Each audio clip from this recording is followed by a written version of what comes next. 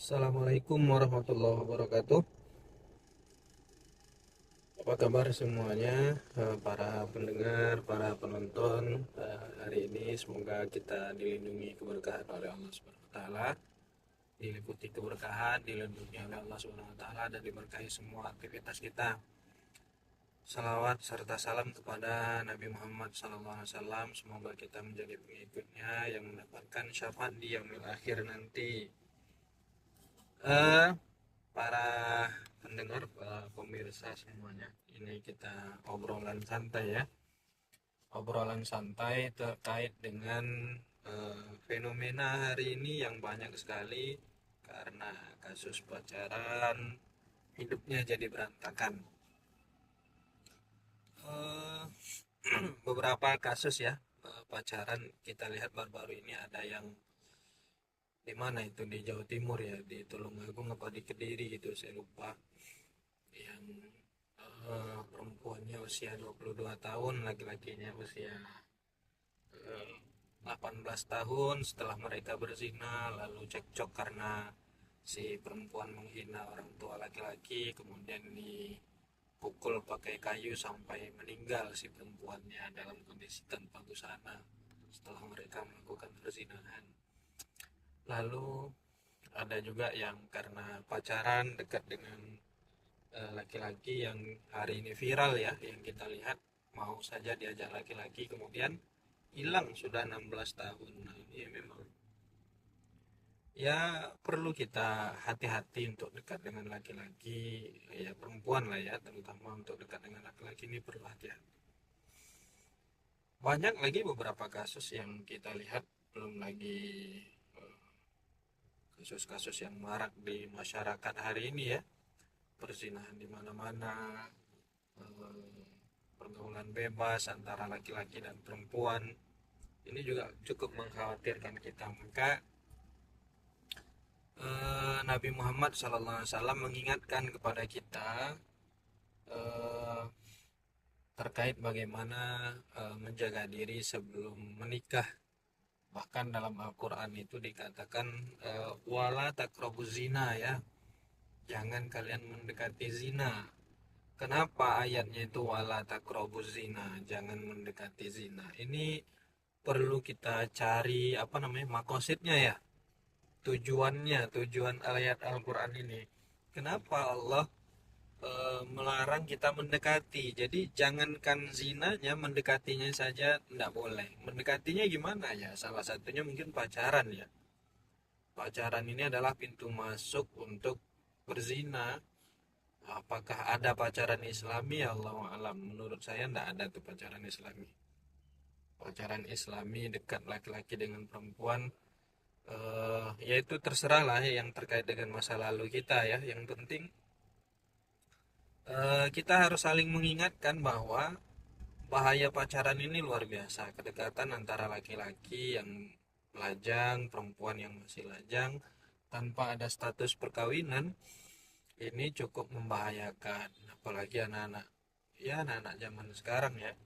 Kalau dulu godaan-godaan itu mungkin jauh lah, sulit untuk didapatkan. Kalau hari ini godaan-godaan itu sangat mudah didapatkan. Di HP kita saja, di telepon genggam kita ini banyak sekali godaan-godaannya. Eh, Terlebih perzinahan ini dianggap biasa. Kalau dulu kekhawatiran, kalau di zaman saya dulu ya, banyak orang tua khawatir anaknya tidak ada yang pacarin. Kalau zaman sekarang mungkin lebih parah lagi gitu, karena kondisi orang tua kita zaman sekarang ya zaman dulu saja pendidikan keagamannya sedikit ya, apalagi yang kondisi sekarang ya. Nah ini jadi catatan lah, terutama bagi kalau saya ya, karena selaku dosen dekat dengan banyak muridnya itu mahasiswa-mahasiswa, mahasiswi-mahasiswi. Ya dulu awal-awal kuliah mungkin awal-awal masuk masih yang mahasiswi jilbab panjang, kemudian pas tamat udah pendek jilbabnya. Dulu belum pernah pacaran. Setelah kuliah ya mereka dapat teman, lalu kemudian pacaran dan seterusnya, liburan bersama kemana gitu ya, ke air terjun ke gunung, camping dan seterusnya, ini ya cukup membahayakan lah bagi kita. Jadi kawan-kawan yang mendengar nasihat ini ya perlulah sama-sama merenung kenapa Allah melarang kita wala taqrabu zina, jangan mendekati zina. Karena zina ini kalau kita kaji dalam maqasid syariah, salah satu sebab dilarang zina itu karena bagian dari hifzun nasl, menjaga keturunan. Kita lihat banyak sekali orang-orang yang pacaran lalu kemudian berzina, ya hidupnya berantakan. Ada beberapa itu kalau kita lihat dalam pengalaman itu, kita lihat kawan-kawan yang apa namanya pernah berzina itu ya akhirnya ya nikahnya tidak lama. Kalaupun menikah ya gonta-ganti pasangan, maksudnya nikah pertama cerai, kemudian kedua cerai lagi, yang ketiga cerai lagi. Ya kenapa? Karena dulunya pernah berzina, akhirnya tidak pernah puas dengan satu pasangan yang apa namanya yang baik, karena ada kenangan-kenangan dahulu waktu pacaran yang teringat dengan pasangan waktu pacaran. Nah ini bahayanya berzina. Jadi kawan-kawan jangan pacaran ya, apalagi yang khususnya mahasiswa mahasiswi, jangan sampai pacaran. Kalau ada pacaran, ada yang pacaran ya putuskan. Karena kalau kita kuliah sedang sekolah, lebih penting dan lebih utama mengejar pendidikan kita, mengejar prestasi kita, mengejar target capaian keilmuan kita. Karena selagi masih muda inilah kesempatan kita sangat banyak, waktu sangat banyak, belum ada tuntutan untuk cari nafkah, belum ada tuntutan untuk mencari duit ya, belum ada tuntutan harus sukses, harus kaya, belum ada. Kan tidak ada tuntutan bagi mahasiswa-mahasiswa sekarang harus kaya sedini mungkin, umur 17 18 harus sudah punya mobil gitu, tidak ada. HP-nya harus bagus tuh tidak ada. Itu kan cuma tuntutan tren sama tuntutan pergaulan saja. Kalau kondisi anak-anak hari ini harus semuanya branded dan seterusnya, itu kan tuntutan pergaulan, bukan tuntutan hidup. Nah jadi kawan-kawan nih, mahasiswa mahasiswi terutama, jangan sampai ada yang pacaran. Nah ada nasihat dari Nabi Muhammad SAW, bagaimana kalau ingin menikah itu mencari pasangan yang baik gitu ya. Dalam hadisnya ini kurang lebih ya, kalau ada yang salah mohon maaf ya. Tunkahul mar'ah li arba, nikahilah perempuan itu karena 4 hal. Menurut saya perintah ini bisa berlaku dua sisi ya, walaupun ini penekanan kepada laki-laki karena seharusnya yang mencari itu laki-laki, yang mengokekan, yang meng-ACC-kan baru perempuan gitu ya. Nah, yang mencari itu laki-laki. Apakah boleh perempuan yang mencari? Boleh. Makanya hadis ini menurut saya bisa berlaku dua sisi. Ini tergantung kita saja. Tunkahul mar'ah li arba, kata Nabi Muhammad. Kalau mau menikahi perempuan itu pilihlah karena 4 hal. Yang pertama, li jamaliha, karena parasnya, cantiknya. Cantik ini kan juga relatif ya. Ada yang lihat cantik itu ya dari bentuk tubuhnya, bodinya gitu ya. Ada yang lihat cantik itu dari wajahnya. Ada yang lihat cantik itu dari perilakunya. Wah, mungkin yang perilaku ini jarang kayaknya.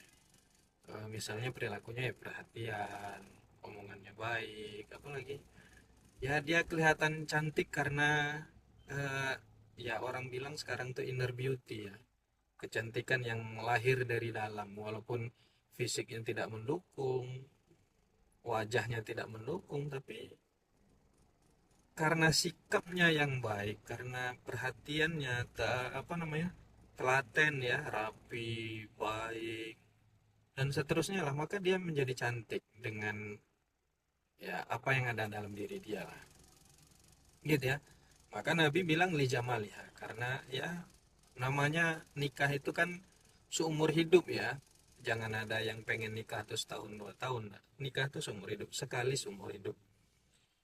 Kalau bisa yang sekali ya, kalau terpaksa 2 kali karena misalnya pasangannya, istrinya atau suaminya meninggal, ya itu kan karena faktor takdir. Tapi nikah tuh ya sebaiknya satu pasangan seumur hidup. Nabi Muhammad itu kan dengan Khadijah itu sampai Khadijah meninggal. Jadi kalau ada yang mengatakan Nabi Muhammad saja poligami, poligami Nabi Muhammad itu setelah Khadijah meninggal. Itu pun bukan begitu Khadijah meninggal langsung Nabi Muhammad menikah. Enggak. 2 tahun setelah Khadijah meninggal baru Nabi Muhammad menikah. Artinya di usia 50 atau 51 tahun baru Nabi Muhammad menikah lagi gitu. Tapi apapun itu faktor kecantikan itu penting. Ya terserah lah mau cantik dari sisi wajahnya, dari badannya, dari perilakunya, dari sikapnya, itu ya terserah, itu kan relativitas ya, pandangan masing-masing lah. Kalau kita mau memandangnya fisik ya silahkan, mau memandangnya wajah silahkan, mau memandang dari perilaku ya silahkan. Lalu kata Nabi Muhammad setelah lijamaliha itu lihat lima liha, karena faktor hartanya. Lihat hartanya ini, ya dia kaya atau enggak, sepantaran dengan kita atau enggak, karena ada juga dalam istilah fikih Islam itu namanya kafaah ya. Istilahnya kafaah, sekufu atau tidak. Ya kalau dia kaya kita kaya, kalau dia sederhana kita sederhana, kalau dia miskin kita miskin. Apa ndak boleh yang di luar itu miskin dengan kaya? Mungkin boleh boleh saja, kalau cocok nggak ada masalah. Misalnya si perempuan kaya tidak banyak menuntut dengan kita gitu, dulu jajannya 2 juta sehari dikasih orang tuanya, dikasih bapaknya, sementara kita 2 juta sebulan, ini kan jomplang, nanti tuntutannya banyak. Dia perawatan ke klinik kecantikan, beli skincare dulu sama orang tuanya sekali 15 juta gitu kan, sama kita nggak pernah. Nah ini artinya 5 liha ini penting nih ya, semampunya lah, jangan terlalu mimpi tinggi-tinggi aku harus dapat anak A gitu. Enggak. Ya lihatlah. Yang ketiga itu kata Nabi Muhammad 5 liha, lihat lihasabiha, karena nasabnya, lihat nasabnya, keturunannya, dia keturunan siapa, orang baik-baik atau enggak. Jadi keluarga ini penting, jadi bibit-bibit bobot itu memang penting. Sesuai itu hadis Nabi dengan tradisi kita melihat bibitnya, dari mana orang tuanya asalnya. Kalau bibitnya bagus, asal orang tuanya bagus, ya anaknya biasanya bagus. Tapi kalau orang tuanya kurang bagus misalnya, ya anak ya bukan berarti anaknya tidak bagus. Ada aja yang anaknya bagus dari orang tua yang tidak bagus. Misalnya bapak mamanya pemabuk atau menjudi online dan seterusnya. Apa ndak ada anaknya yang baik? Ada. Tapi tidak banyak. Biasanya orang tua yang tidak baik itu juga akan melahirkan anak yang tidak baik. Ya ibarat kata itu buah jatuh tidak jauh dari pohonnya gitu ya. Like father like son. Bagaimana orang tuanya ya begitulah anaknya. Yang terakhir kata Nabi Muhammad kan liarba tadi ya. Yang keempat itu adalah lidiniha, karena faktor agamanya. Cuman yang menarik kata Nabi Muhammad dalam hadis ini, faktor agama ini fasfar bizatiddin. Tapi kata Nabi Muhammad, pilihlah yang karena agamanya, taribat yadaka, maka akan selamat. Kenapa akan selamat? Yang memilih karena agamanya ini, karena agama ini segalanya. Ada tuh orang yang nikahin ustad ya jelek juga, ya ini bukan faktor ustadznya. Ada orang yang punya ilmu tapi tidak mengamalkan ilmunya. Yang baik itu, yang beragama itu, yang dia memang betul-betul mengamalkan ilmunya. Ada yang ustadz KDRT juga, ya memang ada. Ada ustadz cabul juga, ya ada memang. Tapi kan tidak banyak, tidak semua kasusnya ya kasuistis ya. Sama lah kayak ada kok polisi penjahat, ya ada tapi tidak banyak. Jadi itu oknum-oknum saja gitu ya, oknum bahasanya. Inilah kira-kira. Jadi bagaimana kita bisa memilih itu karena lihat agamanya. Baik enggak? Sholatnya dijaga atau enggak? Kata-katanya dijaga atau enggak? Pergaulannya dipilih atau enggak? Kehidupannya baik atau enggak? Pekerjaannya dan seterusnya lah. Kalau memang baik agamanya, insya Allah baik kehidupannya. Maka kata Nabi Muhammad, fasfar bizatiddin. Pilihlah pasangan itu karena faktor agamanya. Taribat yadaka, maka akan selamat. Jadi ini sama nih. Kalau tadi temanya ingin menghindari zina, ya pilihlah pasangan yang baik agamanya. Insya Allah pasangan yang baik agamanya itu terhindar dari zina. Kalau ada laki-laki yang ingin mencari perawan, yang perempuan juga ingin mencari perjaka, biasanya cari yang agamanya baik, yang tidak pernah pacaran, yang tidak pernah merokok. Kan hari ini banyak tuh ya di medsos-medsos ya. Di medsos-medsos itu banyak tuh saya baca pagi-pagi itu di threads atau di mana gitu ya. Apa bacaannya tuh tulisannya? Ada nggak sih laki-laki yang nggak merokok, agamanya baik, sholatnya terjaga, bisa jadi imam, nggak begadang, nggak nongkrong bareng kawan-kawannya, nggak judol, nggak dan seterusnya. Saya bilang ya ada aja gitu ya. Cuman dah jadi laki orang gitu. Kayak kita-kita ini kan merokok enggak, begadang enggak. Ya sholatnya terjaga, enggak main judi dan seterusnya, hidupnya sehat, olahraga rutin dan seterusnya. Ya pola hidupnya sehat. Ada, cuman udah laku, udah jadi suami orang gitu. Makanya eh, kalau anak-anak bujang zaman sekarang ada enggak? Ada aja, pasti ada. Nah inilah kenapa kita harus menghindari pacaran dan mempersiapkan diri menjadi pasangan yang terbaik. Terima kasih. Assalamualaikum warahmatullahi wabarakatuh.